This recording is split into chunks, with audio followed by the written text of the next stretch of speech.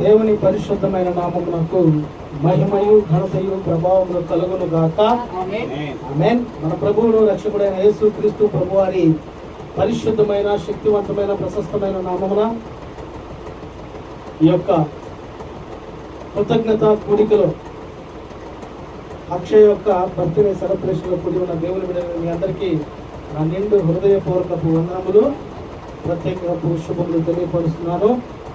సియోనులోని నా ప్రభు మిమ్మల్ని సమృద్ధిగా ఆశీర్వదించి దీవించును గాక. ఆమేన్. ఒకరోజు ఒక సైన్యాధికారి తన భార్య ఒక వాడలో పయనిస్తూ వెళ్తూ ఉన్నారండి. వెళ్తూ ఉంటే వాతావరణ పరిస్థితులు మారిపోయినాయి.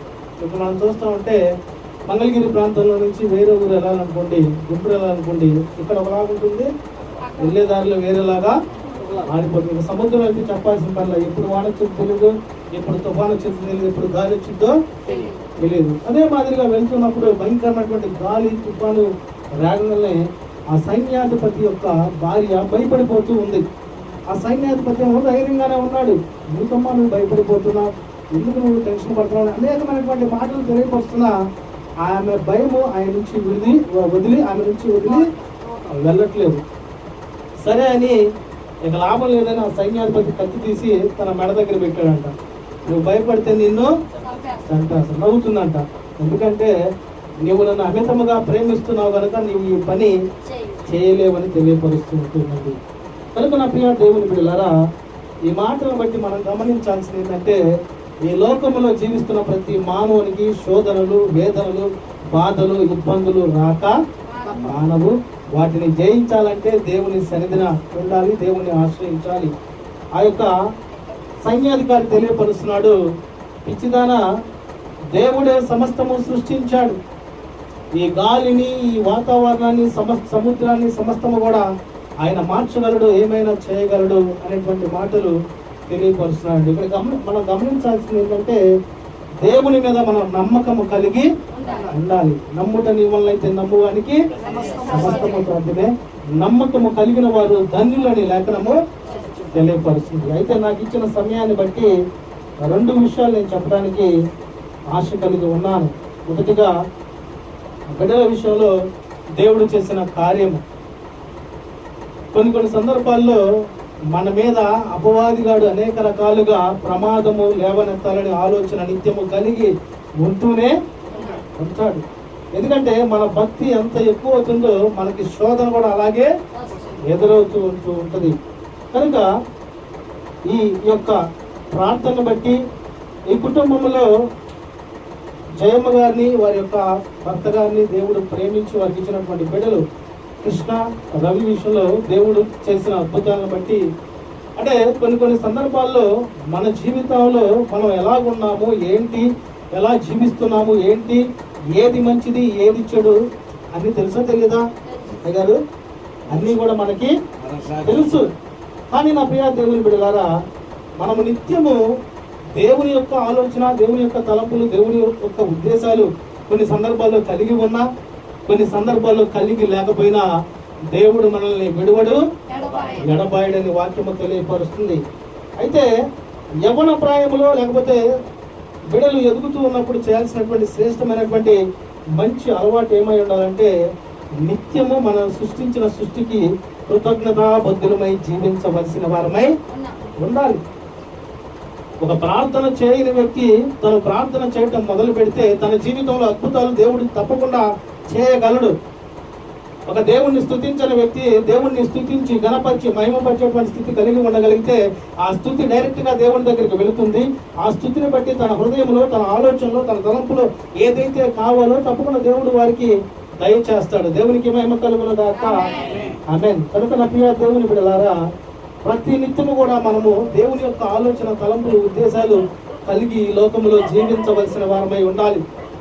మనము దేవుని మార్గాల్లో జీవిస్తున్నప్పుడు, దేవుణ్ణి మహిమపరుస్తున్నప్పుడు, దేవుని యొక్క కృపలో, దయలో ఎదుగుతున్నప్పుడు అపవాదిగాడు మనకు ఎదురయ్యి నీ ఆలోచన మార్చివేస్తాడు, నీ జీవితాన్ని మార్చివేస్తాడు, నీ తలంపులను మార్చివేస్తాడు. ఎందుకంటే నిన్ను ఏదో రకంగా బాధపరచాలని, ఏదో రకంగా శ్రమపరచాలని, ఏదో రకంగా గాయపరచాలని అపవాదిగాడు పొంచి ఉంటాడు. కానీ మనం ఏం చేయాలంటే క్రీస్తు నుండి, నజరేయుడైన యేసు క్రీస్తు నుంచి ఎడబాయేటువంటి స్థితి మనం ఎప్పుడు కూడా కలిగి ఉండేవారిగా ఉండకూడదు. నిత్యము ప్రార్థన చేసేవారు ఎలా ఉంటారు? పరిశుద్ధముగా ఉంటారు, మంచి పరివర్తన కలిగి ఉంటారు, దేవుని చిత్తాన్ని ఈ లోకంలో జరిగించేవారుగా ఉంటారు. హల్లెలూయా. కనుక మనము అందరము కూడా దేవుని బిడ్డలమే.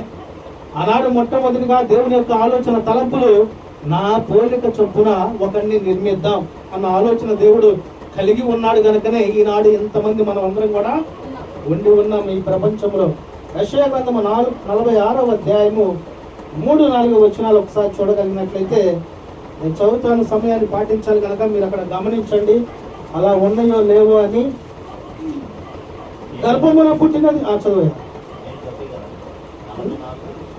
యెషయా గ్రంథం 46వ అధ్యాయం 3-4 వచనాలు మనం ఒకసారి క్షుణ్ణంగా చదవగలిగినట్లయితే, యాకోబు ఇంటి వారులారా, ఇశ్రాయేలు ఇంటి వారిలో శేషించిన వారులారా, ఈ మాట జాగ్రత్తగా గమనించాలి. గర్భమున పుట్టినది మొదలుకొని నా చేత భరింపబడిన వారులారా, తల్లి ఒడిలో కూర్చున్నది మొదలుకొని నేను చంక పెట్టుకుని వారులారా, నా మాట ఆలకించుడి. ఇక్కడ మనం గమనిస్తే ఇశ్రాయేలు ప్రజలారా, దేవుని బిడలారని ప్రతి ఒక్క మానవుని బట్టి దేవుడు ఇక్కడ తెలియపరుస్తున్నటువంటి మాటలు మనం క్షుణ్ణంగా గమనిస్తున్నాం.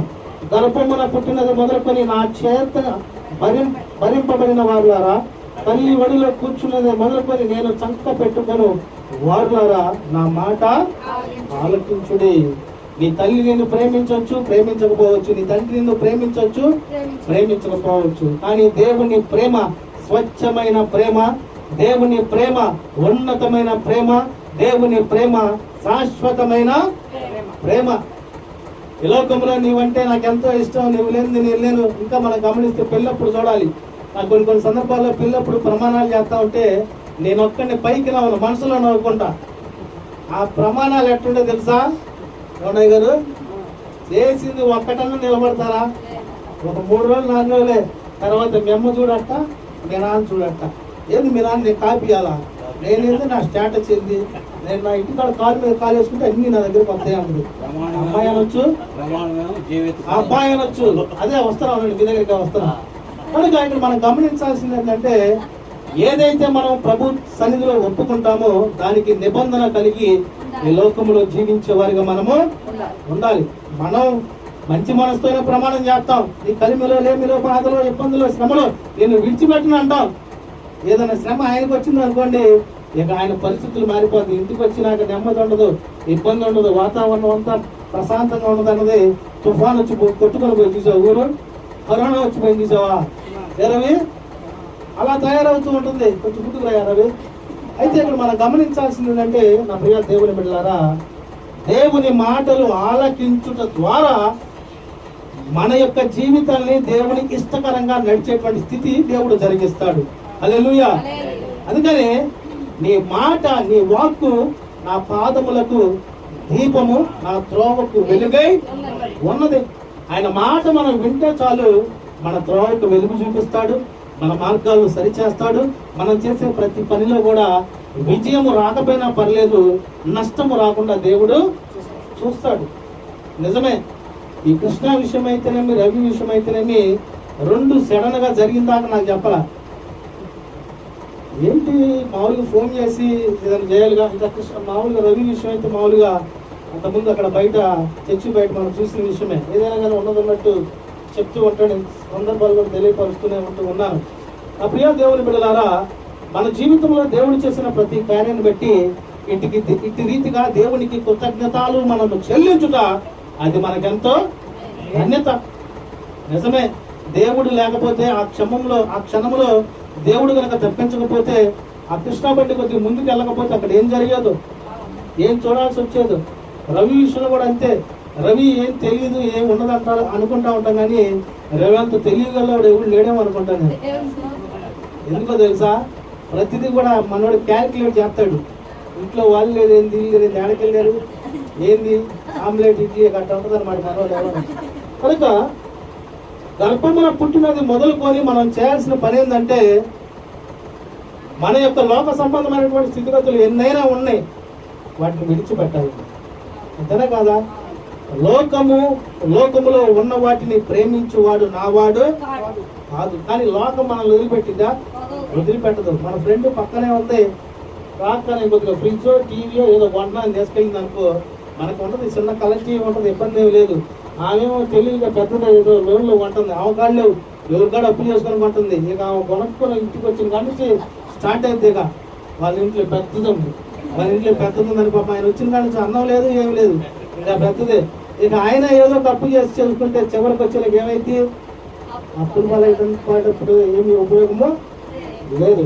అదే ఇక్కడ మనం సబ్జెక్ట్ లో మనం చూస్తే, నా మాట ఆలోచించుడి 4వ వచనం మనం చూడగలిగితే, మునిమి వచ్చే వరకు నిన్ను ఎత్తుకొని వాడను నేనే, తల వెంట్రుకలు నెరిగే వరకు నిన్ను ఎత్తుకొని వాడను నేనే. ఎంత చక్కని మాట అండి. మనం పుట్టినది మొదలుకొని మరణించేంత వరకు కూడా దేవుడు మనల్ని ఎత్తుకునేవాడని వాక్యము తెలియపరుస్తుంది. ఇంత గొప్ప ప్రేమ కనపరుస్తున్నటువంటి మనకి మనం ఎలా జీవించాలి ఈ లోకంలో? ఏమండి, భక్తుల జీవితాలు కనుక మనం ఒకసారి జ్ఞాపకం చేసుకుంటే, వారికి ఉన్న భక్తి, వారికి ఉన్నటువంటి యథార్థత, వారికి ఉన్నటువంటి నీతి, వారికి ఉన్నటువంటి దేవుని మీద ఉన్నటువంటి ప్రేమ మాటలతో వర్ణించినటువంటి స్థితి వారు చూపించి ఉన్నారండి. కనుక నా ప్రియ దేవుని బిడ్డలారా, కనుక మనం అందరము కూడా ప్రభు చిత్త ప్రకారం ఈ లోకంలో జీవించేటువంటి స్థితి కలిగి ఉండేవారిగా ఉండవలసిన వారమై ఉన్నాం. ఎందుకంటే కుటుంబాల్లో సమస్యలు, ఇబ్బందులు, నిట్టూర్పులు, గొడవలు, నేను నువ్వు అని ఆధిపత్యం ఇప్పుడు వస్తుందా రావట్లేదా? వస్తుంది. ఇంకా చదువుకున్న వాళ్ళకి చెప్పే పని లేదు. ఆమె ఏది చెబితే అది చేయాలి, ఏదైతే అది అవ్వాల్సిందే. అలాంటి స్థితి మనం ఉండేవారిగా ఎప్పుడు ఉండకూడదండి. తనను తాను తగ్గించుకున్నవాడు హెచ్చించబడతాడు. తనను తాను హెచ్చించుకున్నాడు అనుకో, ఆటోమేటిక్ ఏమైపోయింది? తగ్గించబడతాడు. నేను కూడా నా పెళ్ళైన కొత్తలో, కొంతమంది కూడా ఒకసారి చెప్పా, పెళ్ళైన కొత్తలో ఏదో వరకు మీటింగ్ జరుగుతుందంటే, ప్రార్థన ఎట్టంటే గారు మీటింగ్ పెట్టాడంటే వెళ్ళిన వరకు కూర్చోవచ్చుగా, వాళ్ళు పాటలు పాడుతుంటే నాకు వచ్చిన ఆలోచన పాటలు పాడాలి. సరే అని పాట పాడాలంటే ముందు ప్రాక్టీస్ చేయాలి లేదా? చేయాలంటే ప్రాక్టీస్ చేయాలి లేదా? మనం ఏమో పెద్ద ఎస్పీ బాలసుబ్రహ్మణ్యం లాగా అప్పుడప్పుడే పాట చూసుకొని అబ్రహాము దేవుడు, ఇస్సాకు దేవుడు, యాకోబు దేవుడు అంతా పాడారు 2-3 సార్లు, అంతా బాగానే వచ్చింది. సరే అని పోయి నటించి వచ్చా. వాళ్ళేమో మధ్యలో కానుకలు పిలిచారు. సరే అని వెళ్ళా, మాట్లాడటానికి స్టేజ్ ఎక్కుతున్న కాడి నుంచి కాళ్ళు వనకటం మొదలెట్టింది. ఇక జనాలు చూస్తుంటే మాట రాట్లా, ఆడకపోయి అబ్రహాము దేవుడు అంటుంటే అదేదో వస్తుంది. ఇంకా ఆ తబలా కొట్టేవాడే మావాడే, పాడు నేను కలుపుతాను ఆట కలిపేది ఏడాది రానట్లా ముందుకెళ్ళే పరిస్థితి. అని నా ప్రియ దేవుని బిడ్డలారా, మనం ఏ పరిస్థితిలో ఉన్నా, ఏ స్థితిలో ఉన్నా, దేవుని పాదాల చెంత తగ్గింపు జీవితం కలిగి ఉంటే మనకున్నటువంటి అపాయాల నుంచి దేవుడు రక్షిస్తాడు. మనకున్నటువంటి శ్రమల నుంచి దేవుడు విడుదల దయచేస్తాడు. మన యొక్క స్థితి, మన యొక్క గతి, మన ఆలోచన, మన తలంపులు సమస్తము ఎరిగి ఉన్న దేవుని చిత్త ప్రకారం మనం జీవించగలిగితే మన జీవితాన్ని దేవుడు ఆశీర్వాదకరంగా మార్చునుగాక. ఆమేన్. ఎప్పుడైతే అట్లా పాట పాడలేనటువంటి స్థితిలో నేను ఉన్నానో నాకు ఒక్కసారిగా బాధ అనిపించింది.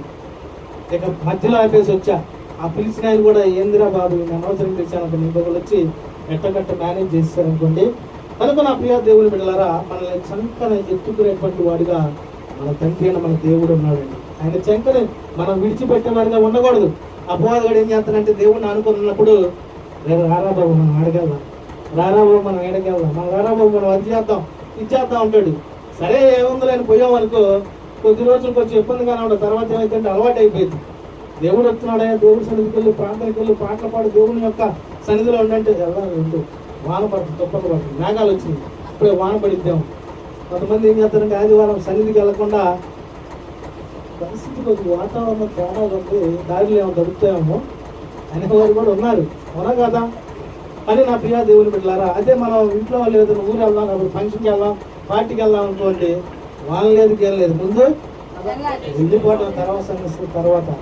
కనుక దేవుని వాక్యము ఏదైతే తెలియపరుస్తుందో దాని ప్రకారం మనం జీవించవలసిన వారమై ఉండాలండి. మనం పుట్టినది మొదలుకొని మరణించేంత వరకు కూడా దేవుడు మనల్ని కాపాడాలని, దేవుడు మనల్ని పోషించాలని, దేవుడు మనల్ని ఘనపరచాలని, దేవుడు మనకి తోడుగా ఉంటూ మన జీవితాల్లో అసాధ్యమైనటువంటి కార్యాలని సుసాధ్యము చేయాలని, జరిగించాలని దేవుడు ఆలోచన కలిగి ఉంటాడు.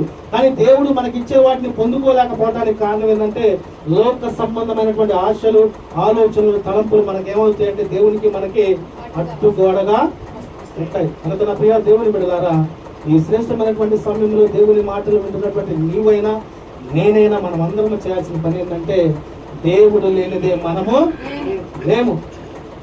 నీవు లేని రోజు అసలు రోజే కాదయా, నీవు లేని బ్రతుకు అసలు బ్రతుకే కాదయా, నీవే లేకపోతే నేనసలే లేనయా. ఆమేన్. కనుక దేవుడు లేనిదే మనం లేవండి. ఈరోజు మనల్ని దేవుడు రక్షించాడంటే దేవుని కాపుదల, దేవుని కృప, దేవుని ప్రేమ మన మీద ఉండబట్టి. కనుక మనం ఇంకా చేయాల్సిన పని ఏంటంటే, దేవునిలో భక్తిలో ఎదగాలి, దేవుని కృపలో ఎదగాలి, దేవుని ప్రేమలో ఎదగగలిగితే ఏ అపాయము, ఏ సమస్య, ఏ ఇబ్బందులు నీ దరిదాపులకు రాకుండా నిన్ను సమృద్ధిగా దేవుడు ఆశీర్వదించి దీవించును గాక. ఇప్పుడు దేవుని చిత్తానుసారంగా జీవించినప్పుడే. కొన్ని సందర్భాలు మనం అనుకోవచ్చు, మేము ప్రార్థనకి వెళ్తున్నా, దేవుని సన్నిధికి వెళ్తున్నా, దేవుని ఆరాధిస్తున్నా, దేవుని కొనియాడుతున్నా, దేవుని మాట చొప్పున జీవిస్తున్నా, కానీ మాకు జరగట్లేదండి అని ఆలోచన రావచ్చు. కొన్ని సందర్భాల్లో దేవుడు నిన్ను పరీక్షిస్తాడు. నీకు శ్రమ వచ్చినా, శోధన వచ్చినా, ఇబ్బంది వచ్చినా నీవు దేవుని చెంతనే ఉంటావా, దేవుని చెంత విడిచి వేరే ఆలోచనలోకి వెళ్తావనే ఆలోచన దేవుడు కలిగి ఉంటాడండి. కానీ మనం ఎప్పుడు కూడా దేవుణ్ణి విడిచి వేరే ఆలోచన కలిగి ఉండే స్థితి మనం ఉండటానికి వీలు లేనే లేదు. ఇద్దరు తెలుగులో వ్యక్తులు ఏం చేశారంటే, మర్రి చెట్టు దగ్గర కూర్చున్నారు. బాగా బాగా అన్నం తిని కూర్చొని, ఏంటో అసలు దేవుడు ఉన్నాడంటావా అని ఒక అతను అంటున్నాడు. ఇంకొక అతను అన్నాడు, ఉంటే ఉండొచ్చులేరా, మనకెందుకు ఇప్పుడు, ఉంటే ఉన్నాడు లేకపోతే లేదా అంటున్నాడు. ఇంకో అతను అంటాడు, తెలివిగా నేను తెలివిగల్లా అవన్నీ అనుకున్న వ్యక్తి అంటున్నాడు, ఏంట్రా దేవుడు ఉంటే ఈ మర్రి చెట్టుకి ఏందిరా బాబు చిన్న చిన్న కాయలు పెట్టాడు, పెద్ద కొబ్బరికాయలు లాంటి పెద్ద కాయలేమో, చిన్న చెట్టుకేమో కొబ్బరికాయలు లాంటి కాయలు పెట్టాడు, ఈ మేడు చెట్టుకి ఏమో చిన్న కాయలు పెట్టాడు అని మాట్లాడుకుంటా ఉన్నారంట. ఈ సందర్భంలో మాట్లాడుతూ ఉంటే ఒక కాయ వచ్చి ఆ ప్రశ్నిస్తున్న వ్యక్తి మీద పడిందంట. ఆ మేడు పండు పడంగానే ఒక్కసారి గుండె జల్లు అందంట. అరే బాబు, నేనేమో ఈ మేడు చెట్టు మీద ఎందుకు చిన్న కాయ పెట్టాను అనుకున్నా, అదే సరిగ్గా నా తల మీద పడింది, అదే కొబ్బరి బొండ పడితే నా పరిస్థితి ఏంది? అవునా కాదా? మనుషుల ఆలోచన ఎలా ఉంటాయంటే రకరకాల ఆలోచనలు కలిగి ఉంటాయండి. కానీ దేవుని ఆలోచన ఎలా ఉంటుందంటే, నీ జీవితంలో ఏది కావాలి, నీవు ఏది పొందుకుంటే దేవుని చిత్త ప్రకారం జీవిస్తావు, ఏది ఇస్తే దేవుని మార్గాల్లో నడుస్తావు, ఎలాంటి సూచక్రియలు నీ జీవితంలో జరిగితే దేవుణ్ణి విడనాడకుండా ఉంటావు, సమస్తము ఎరిగిన దేవుడు మనం ఆరాధిస్తున్న దేవుడు. దేవునికి మహిమ కలుగును గాక. ఆమేన్. కనుక నా ప్రియ దేవుని బిడ్డలారా, యవ్వన ప్రాయంలో ఉన్న ఏ స్థితిలో ఉన్నా కానీ మనము దేవుని సన్నిధిలో ఉండేవారిగా, దేవుని కాపుదల్లో ఉండేవారిగా, దేవుని కృప పొందుకునే వారిగా మనం ఉండవలసిన వారమై ఉండాలి. అందుకనే వాక్యము తెలియపరుస్తుంది, నీ ఆలోచనలు, నీ తలంపులు, నీ ఉద్దేశాలు పక్కన పెట్టుకో. అవునా కదా?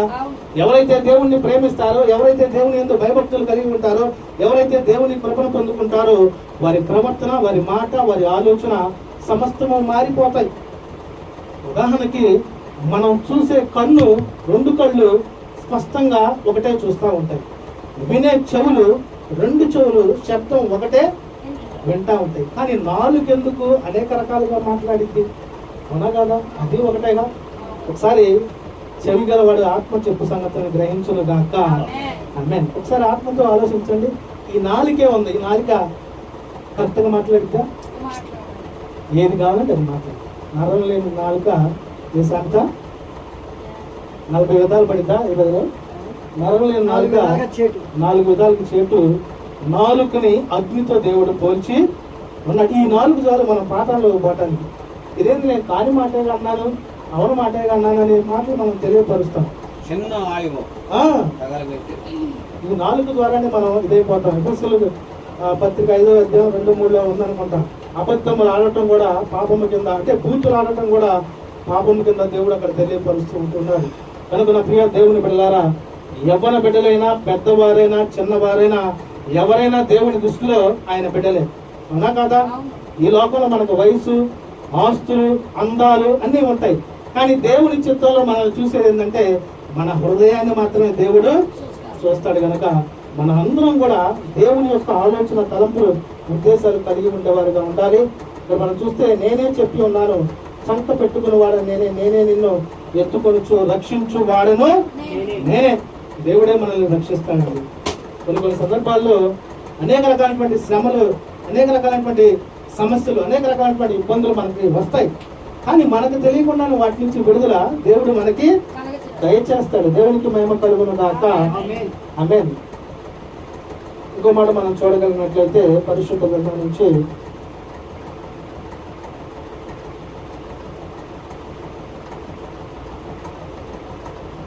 యోహాను సువార్త 5వ అధ్యాయము 19వ వచనం చదువుకుందాం. కాబట్టి ఇట్లు వారికి ప్రత్యుత్తరం ఇచ్చును, తండ్రి ఏది చేయుట కుమారుడు చూచునో అదే కాని తనంతట తాను ఏది చేయనేరడు. ఆయన వేటిని చేయును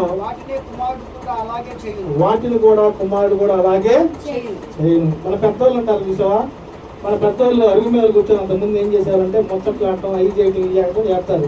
సర్వసాధారణంగా పిల్లలు చూసి ఏం చేస్తారు, ఇంటికి వచ్చి వాళ్ళకి ఏం ఆలోచన ఉండదు. అదే వాళ్ళు ఏం చేస్తున్నారు, అది చేయటం, వాళ్ళు ఎలా ఉన్నారు అలాగే ఉంటాయి. కనుక ఈ లోకంలో జీవిస్తున్నటువంటి మనము కూడా ప్రతి విషయంలో కూడా మన తండ్రి అనేటువంటి దేవుడు మన కొరకు ఏమి చేశాడు అనేది జ్ఞాపకం చేసుకొని పరిశుద్ధంగా జీవించమన్నాడుగా, తగ్గింపు జీవితం కలిగి అన్నాడుగా. లోకములు, శ్రమలు, బాధలు, ఇబ్బందులు వచ్చినా మీరు నా వైపు చూసి నాలాగా ధైర్యముగా ఉండనని తెలియపరిచాడు కనుక, నేను పరిశుద్ధుని కనుక మీరు కూడా పరిశుద్ధులుగా ఉండనని తెలియపరిచాడు కనుక, అలాంటి స్థితి కలిగి ఉండేవారిగా మనం ఈ లోకంలో ఉండాలి. మన తండ్రి అనేటువంటి దేవుడిని చూడాలి. మనం ఏది వచ్చినా కానీ, ఏ బాధ వచ్చినా, ఏ ఇబ్బంది వచ్చినా, ఏ శ్రమ వచ్చినా, దేవా నీ వైపు నేను చూస్తున్నాను తండ్రి, నాకు జ్ఞానము దయచి, నా పనిలో తోడుకుంటూ, నా ఉద్యోగంలో తోడుకుంటూ, నా రాకపోకల్లో తోడుకుని, నేను చేసే ప్రతి పనిలో తోడుకుంటే మనం ప్రార్థన చేయగలిగితే తప్పకుండా మన పక్షాన దేవుడు అద్భుత ఆశ్చర్యకార్యాలు జరిగిస్తాడు. కనుక నా ప్రియ దేవుని బిడ్డలారా, మొదటి పాయింట్, మన దేవుడు మనల్ని రక్షించేవాడే ఉన్నాడు. మొదటగా ఆయన ఇచ్చిన రక్షణ ఏంటంటే ఈ లోక సంబంధమైన పాపం నుంచి పరిశుద్ధమైనటువంటి పరలోక సంబంధమైనటువంటి రక్షణ దేవుడు మనకు దయచేశాడు. హల్లెలూయా. రెండవదిగా మనకి ఏ శ్రమ నుంచైనా, బాధ నుంచైనా, ఇబ్బంది నుంచైనా మనల్ని రక్షించేవారు ఎవరన్నా ఉన్నారా అంటే అది మన దేవుడు మాత్రమే, మన తండ్రి అయినటువంటి మన దేవుడు మాత్రమే. దేవునికి మహిమ కలుగును గాక. ఆమె రెండవ పాయింట్, పుట్టినరోజు గురించి ఎక్కువసేపు చెప్పడం, దగ్గరికి వచ్చేసాం, మనం ముగింపులోకి వచ్చేసాం. ఇక్కడ మనం గమనించాల్సిన విషయం ఏంటంటే పిల్లలు యెహోవా అనుగ్రహించే వారసత్వం. అవునా కదా? గర్భఫలము యెహోవా ఇచ్చు బహుమానం. ఆయన మనకు బహుమానాన్ని ఇచ్చాడు. ఇప్పుడు అక్షయ, అంత పెద్ద పేరు నాకు రాదులేండి, అక్షయాన్ని బట్టి మనం తెలియపరిస్తే వారి తండ్రిని, అంతకంటే ముందు వారి అమ్మని, వారి నాన్నని, అంతకంటే ముందు వాళ్ళ తాతలు, ముత్తాతలు, కొంతమంది మనం గమనిస్తే మీ తాత పేరు ఏంటంటే మా తాత ఆనందరావు, ఆయన తాత పేరు రాజరాజు, ఆ తాత నాగేశ్వరం, ఆ తాత మనకు తెలియదు. అవునా కదా? కనుక నా ప్రియ దేవుని బిడ్డలారా, వారిని ప్రేమించి ఇచ్చినటువంటి బిడ్డని గర్భఫలము దేవుని ద్వారా వారికి లభించిందండి. దానిని బట్టి దేవుణ్ణి మహిమపరిచేవారిగా దేవుని బిడ్డలు ఉండాలి. అయితే కుమారులు యెహోవా అనుగ్రహించే స్వాస్థ్యము, గర్భఫలము ఆయన ఇచ్చు బహుమానమే. యవ్వన కాలమందు పుట్టిన కుమారులు బలవంతుని చేతిలో బాణముల వంటి వారు. హల్లెలూయా. మాట కీర్తన 127:3 మనం చూస్తూ ఉంటాం. అక్షయ గురించి నేను తెలియపరిచే మాటలు ఏంటంటే, ఆ బిడ్డ ఎంత తెలియగలదంటే పెద్దోళ్ళకు కూడా లేదా తెలియదు. వాస్తవానికి చెబితే బిడ్డ తెలియ ముందు పెద్దోళ్ళకు కూడా జీరోనే. ఆ బిడ్డ పాటలు పాడటం కానీ, కొన్ని సందర్భాల్లో పాటల పుస్తకం తెచ్చుకొని ఒక్కటే చూసుకుంటూ పాడుతూ ఉంటుంది. నాకే ఆశ్చర్యంగా ఉంటా ఉంటుంది. కనుక బిడ్డల విషయంలో మనం ఏం చేయాలంటే తల్లిదండ్రులు అనేవారు వారిని సరైనటువంటి మార్గాల్లో నడిపించేటువంటి స్థితి మనం కలిగి ఉండాలి. బిడ్డలు ఎదుగుచున్నప్పుడు మనం విన్నాగా, తండ్రి తల్లి ఏదైతే చేస్తారో పిల్లలు కూడా అదే చేస్తారు. పిల్లలు ఎదుగుతున్నప్పుడు తల్లి తండ్రికి తెలియపరుద్దాం అనుకున్న ఈ మాట, తల్లి లేదు కాబట్టి తండ్రికి తెలియపరుస్తున్నాను. బిడ్డలు ఎదిగేటప్పుడు రవి, ప్రతి విషయంలో కూడా నీ జాగ్రత్త, నీ ఆలోచన బిడ్డల మీద ప్రభావితం చెందుతూ ఉంటుంది. కనుక నీ యొక్క స్థితిగతులు, నీ పరిస్థితులు మార్చుకొని బిడ్డల్ని దైవికమైనటువంటి స్థితిలో నీవు ఎదిగించగలిగితే నిన్ను దేవుడు అత్యధికంగా ఆశీర్వదించి దీవించును గాక. ఆమేన్. మనకు అనేకమైనటువంటి ఆలోచనలు, తలంపులు ఉంటాయి. కానీ లోకం ఏం చేస్తూ ఉంటుందంటే, ఊరుకోర వెర్రివాడ, నా ప్రాణమా తినుము తాగుము రుచించుము. ఫోన్లో అనేకమైనవి ఉన్నాయి, ఇంట్లో అనేకమైనవి ఉన్నాయి, లోకంలో బయటకు పోతే అనేకమైనవి. వీటన్నిటిని నువ్వు వదిలిపెట్టి వెళ్ళలేవు నాయన, ఉండదు. కానీ దేవుడికి అవి ఇష్టమా? మనం దేవుని ఆశ్రయించి దేవుని కృపలో, దేవుని దయలో, దేవుని ప్రేమలో ఎదగాలంటే సమస్తము వ్యర్థము, దేనికి పనికిరాంది అని ఎంచుకునేటువంటి స్థితి మనం కలిగి ఉండేవారుగా ఈ లోకంలో ఉండవలసిన వారమై ఉన్నాం. హల్లెలూయా. కనుక నా ప్రియ దేవుని బిడ్డలారా, మనం మొట్టమొదట్లో మనం చూడగలిగినట్లయితే అవ్వ కయ్యూన్ని హేబేలుని కంట మనం చూస్తాం. దేవుడు యొక్క కృపలో దయలో అవ్వ ఆదాము ఏదోను తోటలో ఉంటూ వారు చేసిన పాపాన్ని బట్టి దేవుడు బయటికి పంపించిన తర్వాత మొట్టమొదటి గర్భఫలం ఎక్కడి నుంచి స్టార్ట్ అయింది? అవ్వమ్మ గారి నుంచి, కయ్యూను హేబేలు నుంచి స్టార్ట్ అయిందండి. అది ఇప్పటికి కూడా వస్తూ తరతరాలు వస్తూనే ఉంటూ ఉన్నది. కనుక దేవుడు మనకు దయచేసిన అటువంటి బిడ్డల్ని మనం ఏం చేయాలంటే ప్రయోజకుల్ని చేయాలి. ఏ ప్రయోజకులు అంటే ఈ లోకంలో ఐఏఎస్ అవ్వకపోయినా ఇబ్బంది లేదు, కలెక్టర్ లేకపోతే బిల్గేట్ అవ్వకపోయినా ఇబ్బంది లేదు, లేకపోతే ఉన్నతమైనటువంటి స్థితిలో ఉండకపోయినా ఇబ్బంది లేదు. కానీ దేవుని యందు మాత్రమే భయము భక్తి కలిగి ఎదిగేటువంటి స్థితిలో వారిని పెంచగలిగితే ఆ భక్తి ఏం చేస్తుందంటే మన జీవితాన్ని, మన స్థితిని, మన పరిస్థితిని మార్చివేస్తుంది. దేవునికి మహిమ కలుగును గాక. ఆమె ఇంకో మాట మనం చూడగలిగినట్లయితే పరిశుద్ధ గ్రంథం నుంచి సామెతల గ్రంథము 22వ అధ్యాయం 6వ వచనం చూద్దాం. రవి చదివితే బాగుంటుంది అనుకుంటున్నాను నేను. సామెతల గ్రంథము 22వ అధ్యాయం 6వ వచనం చూద్దాం.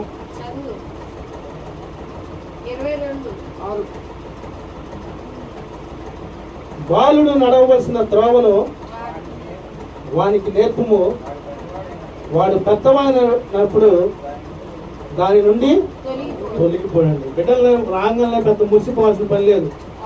బిడ్డలు దేవుడు గర్భఫలంగా నీకు దయచేశాడు. బిడ్డలు వచ్చినప్పుడు వాడు నడవాల్సిన త్రోవను, వారు ఎదుగుతున్న స్థితిని, వారి పరిస్థితుల్ని సమస్తాన్ని సరైనటువంటి రీతిలో మనం ఉంచాలని దేవుని లేఖనము తెలియపరుస్తూ ఉంటూ ఉన్నది. ఎప్పుడైతే బిడ్డల్ని వేరు చేసి మనం వేరే ఆలోచనలు కలిగి ఉన్నాం అనుకోండి, బిడ్డల పరిస్థితులు మారిపోతాయి. అవునా కాదా? ప్రియ దేవుని బిడ్డలు ఈనాడు అనేకమైనటువంటి సందర్భాలు మనం చూస్తూ ఉంటే బిడ్డల్ని కన్ని రోడ్డు పక్కన పడేసేటువంటి స్థితి, కొట్టి పుట్టలో పడేసేటువంటి స్థితి, వదిలేసేటువంటి స్థితి, హాస్పిటల్ కాడ వెనకాల పడేసేటువంటి స్థితులు కూడా మనం చూస్తూనే ఉంటూ ఉన్నాం. ఎందుకంటే నింద బాధ బయటపడిద్దేమో, ఏమైద్దేమో అని. కానీ దేవుడు వాక్యం ఏం తెలియపరుస్తుంది? అదొక ఫలముగా మనకు దేవుడు దయచేస్తున్నాడండి. మనకు ఆస్తులు లేకపోయినా, అంతస్తులు లేకపోయినా, గొప్ప గొప్ప స్థితిలో మనం లేకపోయినా పర్లేదు, కానీ అయ్యగారి దగ్గరికి వచ్చాం, టెన్షన్ పడినా ఇబ్బంది లేదు. కానీ బిడ్డల్లో మనకి ప్రయోజనం కనుక మనం చేయలేకపోయాం అనుకోండి, మన జీవితంలో ఏది మన వెంట రానే రాదు. మన తండ్రి, మన యొక్క అమ్మ, మన బంధువులు, మన యొక్క పితరులు, మన వాళ్ళు మంచి ఉన్నతమైనటువంటి స్థితిలో ఉండి బిడ్డలు పెంచాలని ఏమంటారు? పలానా వాళ్ళ అబ్బాయిరా బాబు, నువ్వు ఆయన పలానా ఊడు అంటారు. అదే గొడవలు పోలీసులు అల్లర్ల గిల్లర్లు ఉన్నాయనుకో, మాట కూడా మాట్లాడతారు. వానేరా బాబు అంటారు, గెలిచాను రేపు కత్తి తీసుకుని వస్తాడు, లేకపోతే సీసా తీసుకుని వస్తాడు అంటారా లేదా? అంటారు. కనుక నా ప్రియ దేవుని బిడ్డలారా, తల్లిదండ్రులుగా ఉన్నవారు బిడ్డలు ఏదో కన్నారని వదిలేసి ఊరుకునే వాళ్ళలాగా ఎప్పుడు మనం ఉండకూడదండి. ఎందుకు ఇచ్చాడు దేవుడు నీకు బిడ్డల్ని? వారిని ప్రయోజకులు చేయాలని, దేవుని కృపలో, దేవుని దయలో ఎదిగించాలని, దేవుని యొక్క భక్తి వారికి తెలియపరచాలని. మనమే భక్తి లేకుండా ఉన్నాం అనుకోండి, మన బిడ్డలు ఎట్టుంటారు అంటారా? మన పొద్దున్న లేచిన వాళ్ళు ప్రార్థన లేదు, పొద్దున్న లేచి అర్థం చూసుకొని కాసేపు ఫోన్ చూసుకొని హడావుడిగా బయటికి వెళ్ళిపోయి మళ్ళీ వచ్చి హడావుడిగా ఉండేవా, ఏం చేసావు, ఏంది అని రకరకాల రుచులు చూసుకొని తిని మళ్ళీ లోకానుసారంగా ఆలోచన కలిగి ఉన్నాం అనుకోండి, ప్రార్థన చేస్తారు పిల్లలు? చేయరు. వారి ఆలోచన, వారి తలంపులు, వారి ఉద్దేశాల ప్రకారమే ఉంటూ ఉంటారు. కనుక నా ప్రియ దేవుని బిడ్డలారా, ప్రతి విషయంలో కూడా మనం దేవుని యొక్క ఆలోచన ప్రకారం జీవించవలసిన వారంగా ఉండాలి. ఈ ప్రత్యేకమైనటువంటి ఈ కృతజ్ఞత అండ్ బర్త్డే విషయాన్ని బట్టి 2 మాటలుగా నేను తెలియపరిచేది ఏంటంటే, దేవుడు ప్రతి విషయంలో కూడా మనల్ని రక్షిస్తాడు, ప్రతి విషయంలో కూడా మనల్ని కాపాడుతాడు, ప్రతి విషయంలో కూడా మనకి విజయాన్ని దేవుడు దయచేస్తాడు. ఎప్పుడంటే దేవుని యందు మాత్రమే భయము భక్తి కలిగి ఉన్నప్పుడు, దేవుని కృపలో ఎదిగినప్పుడు, దేవుని చిత్తానుసారంగా జీవించినప్పుడు. సంవత్సరంలో దయా కిరీటం ధరింపజేశాడు దేవుడు. ఎందుకు ధరింపజేశాడంటే ఆ బిడ్డని పుట్టినది మొదలుకొని ఇప్పటి వరకు కూడా ప్రతి విషయంలో కూడా సమస్యలు, ఇబ్బందులు, కొన్ని ఆపరేషన్లు, కొన్ని సమస్యలు వచ్చినాయి. అయినా కానీ దేవుడే తనని స్వస్థపరిచాడు, కాపాడాడు. కనుక బిడ్డల్ని ప్రయోజకులు చేయాలి, వారి జీవితాల్లో ఉన్నతమైనటువంటి స్థితిలో, ఉన్నతమైనటువంటి దేవుని యందు ప్రేమలో, దేవుని కృపలో కనుక వారిని ఎదిగించగలిగితే వారి జీవితాలు దేవుడు ఆశీర్వాదకరంగా మార్చునుగాక.